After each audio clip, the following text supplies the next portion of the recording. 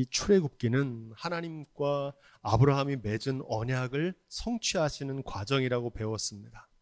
하나님을 대적하는 적그리스도와 하나님의 사람 모세 간에 벌어지는 영적인 전쟁이라고 배웠습니다. 오늘 말씀은 하나님의 종 모세가 등장하는 장면입니다. 우리 1절로 3절을 다시 한번 그 뜻을 생각하면서 봉독하겠습니다. 레위 족속 중 한 사람이 가서 레위 여자에게 장가들었더니 그 여자가 잉태하여 아들을 낳아 그 준수함을 보고 그를 석 달을 숨겼더니 더 숨길 수 없이 되매 그를 위하여 갈 상자를 가져다가 역청과 나무 진을 칠하고 아이를 거기 담아 하숫과 갈대 사이에 두고. 모세의 어머니가 갈대 상자에 아이를 넣어두고 강물에 띄워 보내는 장면입니다. 이유는 더 숨길 수 없이 되었기 때문에 이런 선택을 하게 된 겁니다. 우리의 삶에 믿음이 필요한 순간은 더 숨길 수 없는 상황입니다. 내 지식으로 알 수도 없고 내 힘으로 해결할 수 없는 일을 만났을 때 우리의 믿음이 필요한 때입니다. 여러분도 삶에서 오늘 말씀에 나오는 이 모세의 어머니와 같은 형편에 놓일 때가 있을 것입니다. 더 숨길 수 없는 상황, 내 힘으로 해결할 수 없는 삶의 문제를 만날 때 삶의 주관자 되신 하나님께 맡기는 믿음이 있기를 주님의 이름으로 축복드립니다. 오늘 말씀에 갈대 상자라고 하는 단어가 나오는데 히브리어로 테바라고 씁니다. 이 테바라는 단어는 구약 성경에 딱 2번 나옵니다. 오늘 이 모세의 갈대 상자가 테바라고 쓰였고 또 하나 이 테바라고 쓴 단어는 노아의 방주에 나옵니다. 이 방주라고 하는 단어가 바로 히브리어로 테바입니다. 갈대 상자, 노아의 방주 둘 모두가 테바라고 하는 단어를 썼습니다. 창세기 6장 14절은 이렇게 기록합니다. 너는 잣나무로 너를 위하여 방주를 짓되 그 안에 간들을 막고 역청으로 그 안팎을 칠하라. 여러분, 노아의 방주는 배가 아닙니다. 노아의 방주는 테바입니다. 이 테바라는 단어는 나무 상자라는 뜻입니다.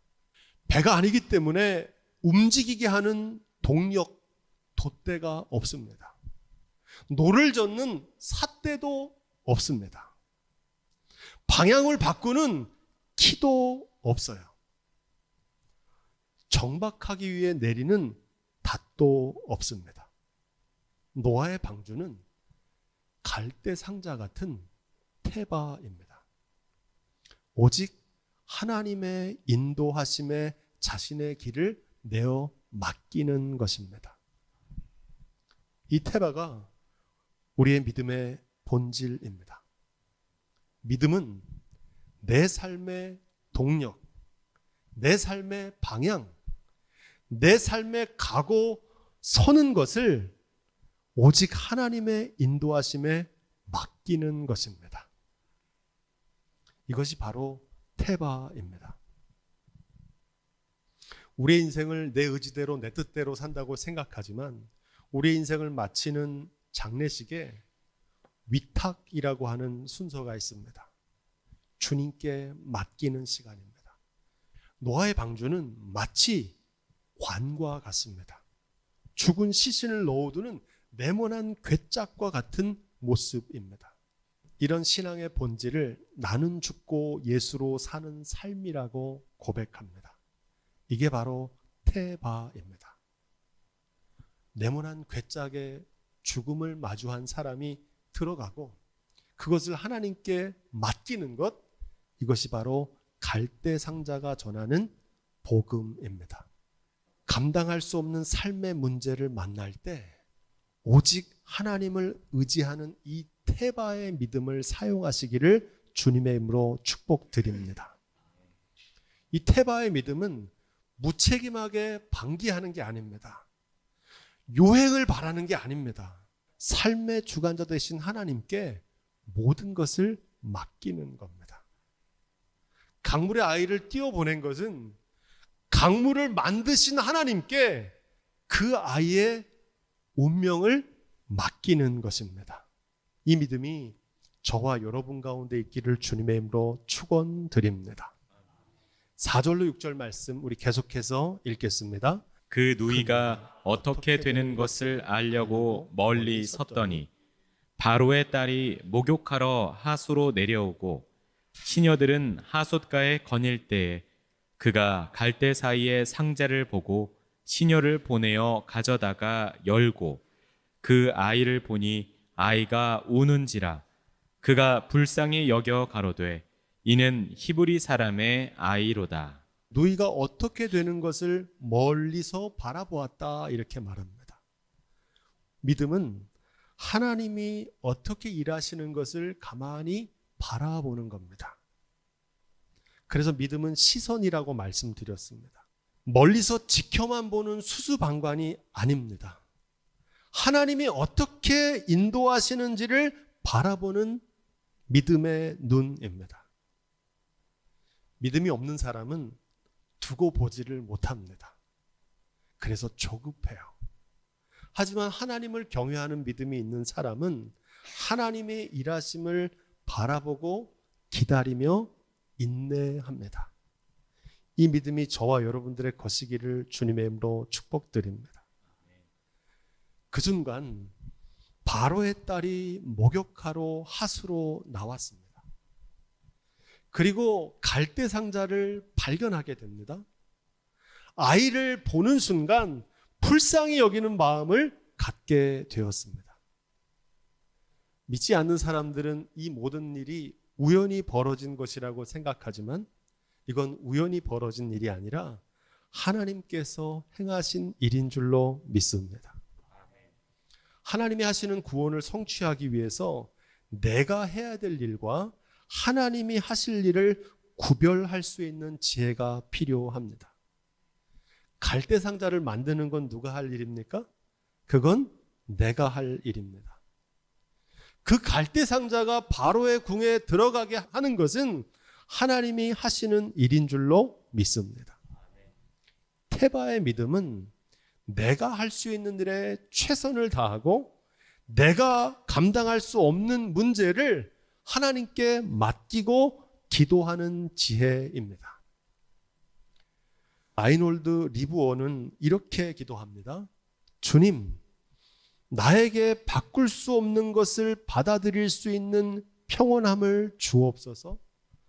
내가 바꿀 수 있는 것을 변화시킬 수 있는 용기를 주옵소서. 그리고 이 둘의 차이를 알 수 있는 지혜를 주옵소서. 이 지혜가 저와 여러분 가운데 있기를 주님의 이름으로 축복드립니다.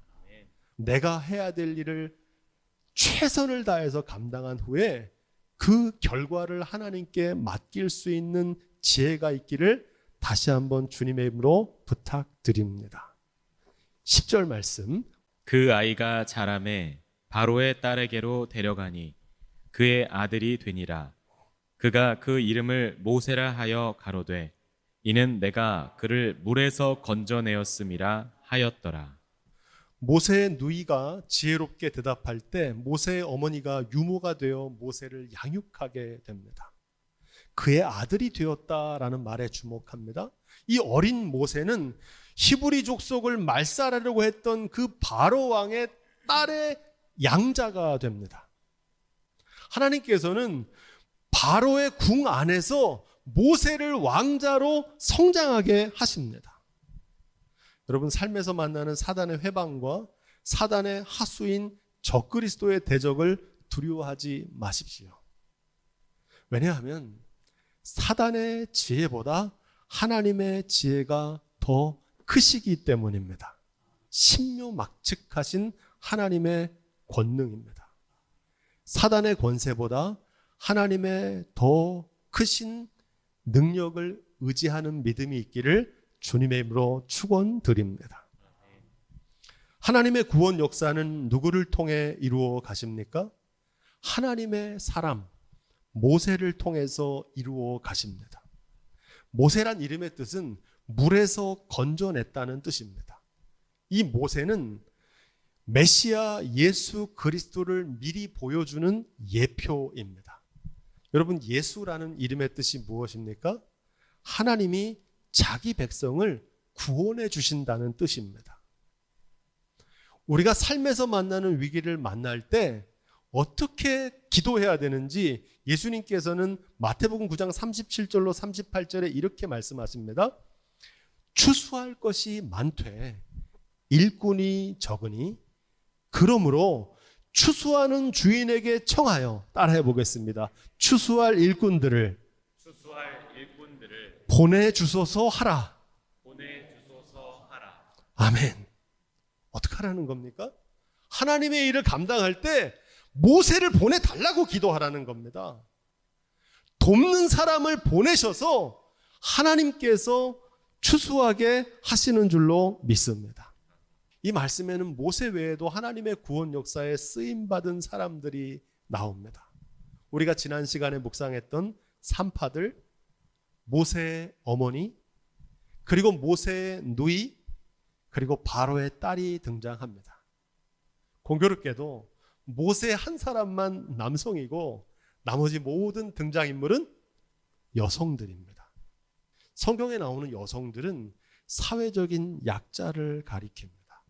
하나님은 강하고 유능한 사람들만이 아니라 약하고 무능한 사람들을 통해서도 하나님의 역사를 이루어 가시는 줄로 믿습니다. 여러분, 그 믿음으로 이렇게 기도하십시오. 주님, 나의 작고 연약한 삶을 통해서 하나님의 구원 역사에 쓰임받게 하옵소서. 이 기도가 저와 여러분들의 기도가 되기를 주님의 이름으로 축복드립니다. 이어지는 11절로 15절 말씀은 모세가 애굽의 왕자로 성장했을 때 벌어진 한 가지 사건을 기록합니다. 고대 초강대국이었던 이집트의 왕자로 자란 모세는 권력도 있었고 힘도 있었고 지식도 있었고 의분도 있었고 열정도 있었습니다. 하지만 이 모세의 힘과 열정은 히브리 민족을 구원하지 못했습니다. 사람 하나 때려 죽이는 살인자가 돼버리고 말았습니다. 결국 모세는 도망자의 신세가 됩니다. 하나님은 세상적인 권세나 지식, 인간적인 교만이나 혈기를 사용하지 않으십니다. 한마디로 하나님은 교만한 사람을 쓰지 않으세요. 스가랴 4장 6절은 이렇게 기록합니다. 만군의 여호와께서 말씀하시되 이는 힘으로 되지 아니하며 능력으로 되지 아니하고 오직 나의 영으로 되느니라. 하나님의 일은 힘으로 하는 게 아니고 지식으로 하는 게 아니고 성령의 능력으로 감당해야 될 줄로 믿습니다. 여러분, 주님의 일을 감당하실 때 나의 지식이나 경험이 아니라 성령의 지혜와 능력을 구하시기를 주님의 이름으로 부탁드립니다. 21절로 22절입니다. 시작. 모세가 그와 동거하기를 기뻐하매 그가 그 딸 십보라를 모세에게 주었더니 그가 아들을 낳음에 모세가 그 이름을 게르솜이라 하여 가로되 내가 타국에서 객이 되었음이라 하였더라. 성경은 미디안 광야에 이름 없는 목자로 살았던 모세의 40년을 한 문장으로 요약합니다. 그 아들의 이름을 게르솜이라고 지었다, 이렇게 말합니다. 이 게르솜은 모세의 실존을 의미합니다. 내가 타국에서 객이 되었습니다. 과거에는 내가 주인 노릇하던 삶을 살았는데 이제 나그네라는 사실을 자각하게 됐다는 겁니다. 내가 주인공인 줄 알고 살았던 삶에서 내가 이름 없는 엑스트라라는 사실을 깨닫게 된 겁니다. 여기에 신앙의 본질이 있습니다. 우리의 신앙의 본질은 주객이 뒤바뀌는 겁니다. 예수님을 내 삶의 주인으로 모셔드리는 겁니다. 내 삶의 주도권을 주님께 이양하는 겁니다. 내가 주인 삼은 모든 것을 내려놓고 예수님을 나의 삶의 주님으로 모셔드리는 것입니다. 내 힘과 지식을 의지하던 삶에서 하나님의 권능과 지혜를 의지하는 삶으로 변화되는 겁니다.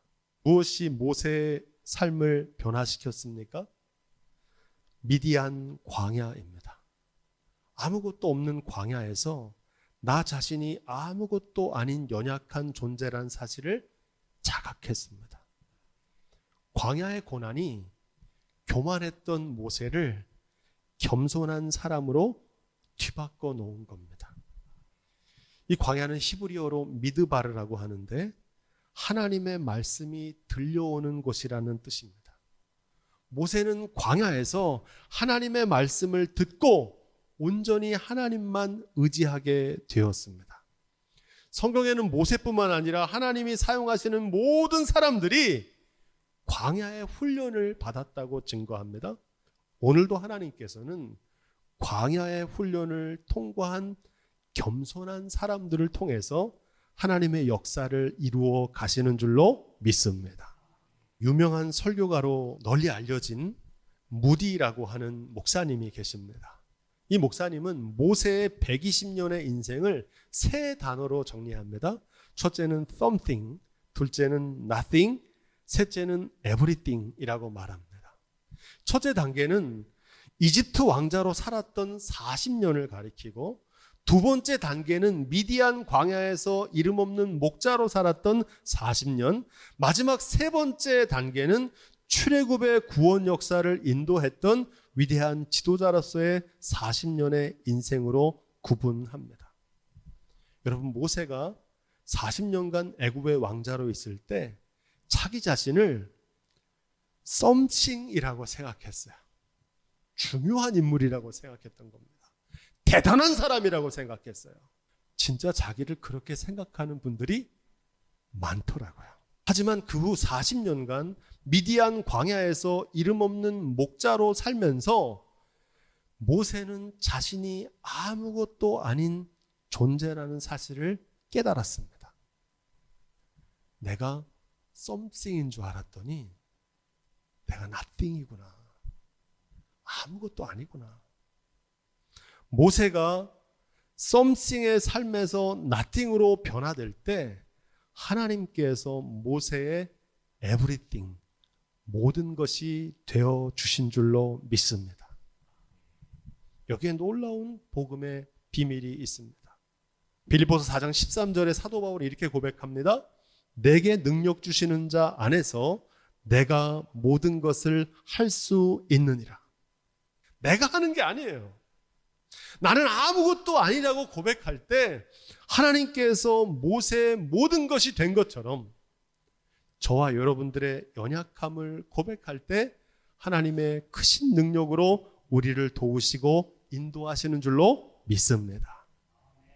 23절 말씀. 여러 해 후에 애굽 왕은 죽었고 이스라엘 자손은 고역으로 인하여 탄식하며 부르짖으니 그 고역으로 인하여 부르짖는 소리가 하나님께 상달한지라. 아멘. 이 말씀은 출애굽기의 주인공이 모세가 아니라 하나님이란 사실을 증거합니다. 모세가 40년 동안 미디안 광야에 있는 동안에도 고역은 계속되었다는 겁니다. 이 출애굽의 역사는 모세가 한 것이 아니라 모세를 보내신 하나님께서 그 고통의 소리를 들으시고 응답하신 거라는 사실을 증거하고 있습니다. 우리 24절로 25절 마지막 구절 말씀을 함께 읽습니다. 시작.